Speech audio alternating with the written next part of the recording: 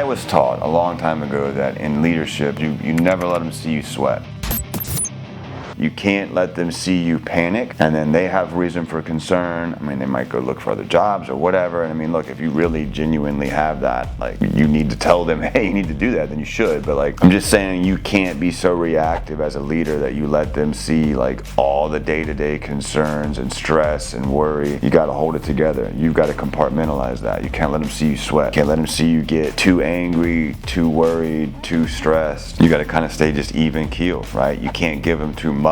You can't let them see you sweat. And I thought that was really, really good advice. Because even now as an owner, like now I'm bringing in folks into my intimate group, and that's like a big load off because I'm able to kind of like start sharing some of these things. But one, nobody's ever going to feel it the way you feel it. I got a little reactive the other day because it's just like, we've got so many moves we've made, and it's like this all has to work. And it will work, and that's just the mentality I have. But you know, I'm human. Sometimes some days are harder than others, and you know, things have been extremely challenging over this winter, but that only is going, like, my mindset is like, when we get through this is going to make this so much more awesome. You know what I mean? Like, we're going to appreciate this so much more because of all this work, all the trials, and you know, all the uphill battles we've had. It's going to make this feel so much more worth it when in a few months here we're jamming. But you still got to hold it together. You can't let them see you sweat. I know I'm a hard worker. I got a great work ethic, but I'm also very strategic and intentional with my relationships. And I think strategic relationships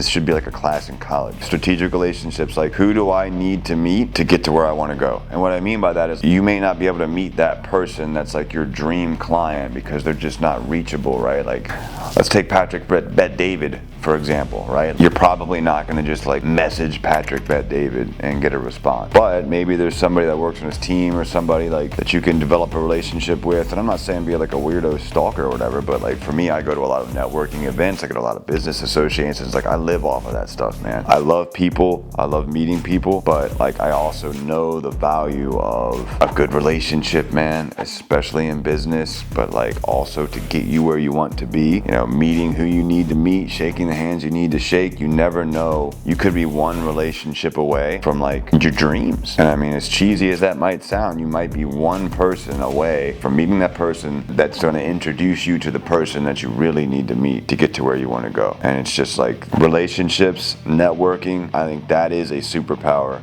And I think that the ability to harness that and use that and impress people and just make friends and relationships easily is one way to get to where you want to go, to get to the top. It's a hell of a lot easier than trying to just be contrarian and not want to get with anybody and just do it on your own and not mess with anybody, not want to be with anybody, looking at everybody almost as like an enemy. I think that's the dumbest way you could possibly go about it. And I just don't understand that logic, man. To me, that's like negative hater logic. You know, for me, everybody is a possible ally. Everybody is a possible client. Everybody is a possible partner. You know what I'm saying? And that's just the way I look at it. Until you prove to me that you're a total scumbag, but like, there's a very small list of folks that I just don't mess with. Other than that, I look at everybody, you know, as a potential opportunity, whether it's friendship, partnership. I learned that a long time ago, and that's been one of the best things that's served me the most.